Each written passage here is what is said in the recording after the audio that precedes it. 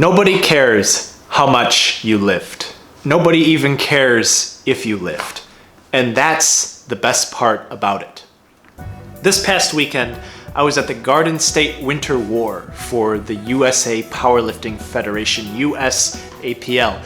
They're the American arm of the IPF, the International Powerlifting Federation, the largest group in powerlifting. And they are really, in my opinion, the only group who could bring the sport to the Olympics. Now, the USAPL touts themselves as the choice for drug-free sport, but we all know that drug-free and drug-tested are not the same, and I believe it was the testing protocols as the reason why the IPF still hasn't brought powerlifting to the Olympics. I mean, look, if something like handball can make it to the Olympics, there's no reason powerlifting can't. But if you don't know what powerlifting is, it's a sport where there's three lifts. There's the squat, the bench press, and the deadlift. And they're done in that order. You have 3 attempts at each one, and you have 3 judges watching you from 3 different angles. You need 2 out of the 3 judges to white light your lift in order to pass. And if you get 2 red lights or 3, then that lift is no good and you're gonna have to try again. Now, I was surprised at the diversity of lifters at this Garden State Winter War. You had 12-year-old boys all the way up to 60-year-old men who were setting state records. You had 15-year-old girls,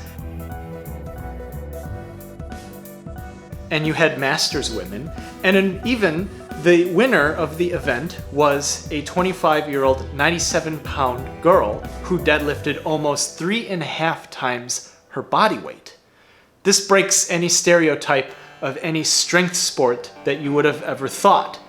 And this is the winner.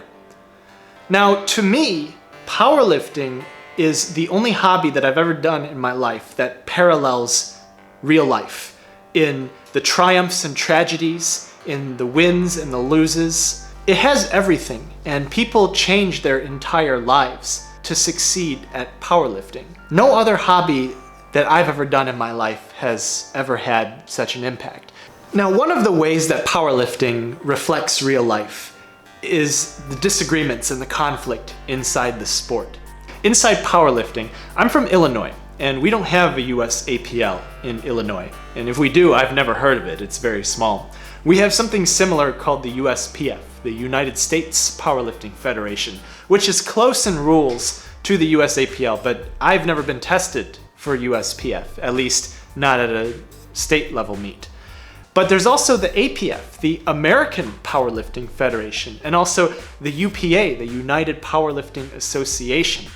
And that's 4 federations that I've already named off to you, and they all disagree on different things. The UPA and the APF allow thicker equipment, and they allow the use of something called a monolift. But the USPF and the USAPL want you to walk out the squats, and they want you to wear thinner equipment. There's also a disagreement about knee wraps and whether or not they're considered geared, whether or not they're helping you at the bottom of a squat or not. Now, the problem with this kind of fragmentation in the sport is, in my opinion, one of the reasons why it still hasn't gone to the Olympics is because you have a group of people who collectively have an interest in a particular sport, but yet because they can't agree on anything, you've fragmented the entire population to the point where nobody cares about it anymore.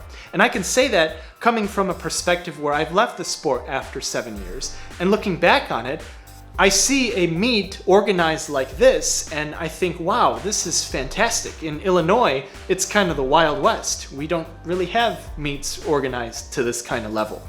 Now, when I talk about powerlifting representing real life, you can see fragmentation happen in real life. If you want to scale up just a little bit, there's a profession in healthcare in America known as pharmacy. You want to talk about a fragmented profession, you just look at pharmacy. There's so many different organizations in the profession, and nobody can seem to agree on what direction to put pharmacists in. You have one group who is pushing to make pharmacists as healthcare providers under Medicare, but you have another group that wants to keep pharmacists working in retail pharmacies at Walgreens, at Target. But then there's another group who wants pharmacists to only work inside hospitals as clinicians. And nobody can seem to agree on anything.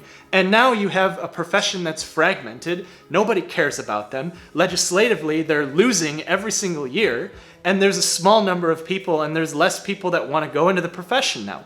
You want to scale it up even more, just look at the United States government. You have two political parties who can't seem to agree on how to run the country, and now we have a giant mess that we have. When you fragment people into different parts, and yet they still have some kind of common goal but can't seem to agree on how to do it, well then, you know what happens is that you end up losing. You end up not getting what you want.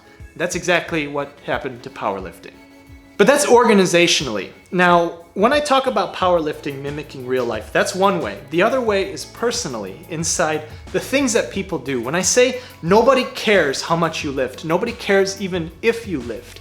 If you look at these people competing, you would not have known that they trained for 12, 16, 20, 24 weeks just for a few seconds on the platform. They had a total of 9 minutes. There's 3 attempts per lift, 3 lifts, you get 1 minute per attempt. You get 9 minutes to step on a platform, but you had 24 weeks to prepare for it.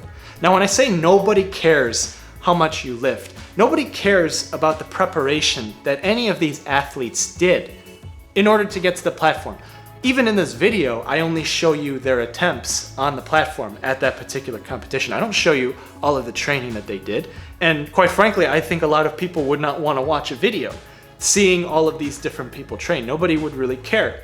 That's what I mean about powerlifting reflecting real life, in that you do so many things in a regular day to get to an outcome that you want. You think once you get a degree, everyone celebrates graduation, right? You get all these graduation pictures, but does anybody care about the homework that you did or all the studying that you did for a test? No. Or does anyone care that you failed a test here and there? No, it doesn't matter. Nobody cares. They want to see you on graduation day so that they can see you in the cap and gown. They can applaud you when your name gets called out on the stage, and there you go, you get the degree, and then now you can put it on your resume and you can start to find a job for it now. That's the kind of stuff that people care about. In powerlifting, you have spotters. You have people who will catch you when you fall. These are your friends. These are your family in real life. When you fail, when you miss something, your friends and family are the ones who are going to be there for you when you're down on the ground. You have teams in powerlifting. You have groups of people with a common goal, and one way to achieve that goal is to elevate each other. You have that here in the real world, in professional associations. You have that in the workplace with different groups of people trying to get an exceeds expectations rating so that everybody gets a higher bonus. These are all different things that come up in powerlifting that are the same in real life. And of course, in real life, you have the notion of experience, and your experience will always stay with you. Just like in powerlifting, the weight will always be there for you when you need it. Now, when I say the best part about lifting is the fact that nobody cares how much you lift and nobody even cares if you lift, what I mean by that is, you might not know this, but in order for these people to compete at the Garden State Winter War, they had to pay anywhere between $100 and $150 entry fee, and also membership into the USAPL. There's no money to be won in this competition. You're lucky if you get a medal. Give me another round of applause for this 15-year-old girl. Team category, and she won, ladies and gentlemen, in the open and the team category. Only there's bronze, silver, and gold. And if you do win, you get a copy of a book. You have to pay $100 to compete. You have to pay for the membership to compete. You have to pay to compete. You have to pay for 9 minutes on the platform. There's no glory in that. There's no fame in that. And even after that, what are you going to tell people? Say, oh, I won the best lifter at a January 2017 New Jersey powerlifting meet. Most regular people are going to hear that and they're going to say, oh, that's cool, and then move on with their life.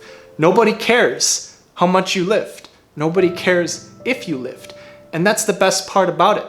Because they say your true character appears when you do things and nobody's watching. I very much agree with that. Nobody was watching any of these people while they're training, and quite frankly, nobody's watching them at this meet either. They go work day in and day out for themselves, for a notion and a sense of self-satisfaction to know that today they were a better person than they were yesterday, and that tomorrow they're going to be an even better person than they are today. And to me, that is true character, and that is why it's the best part about lifting, that no one cares how much you lift. No one cares whether or not if you lift.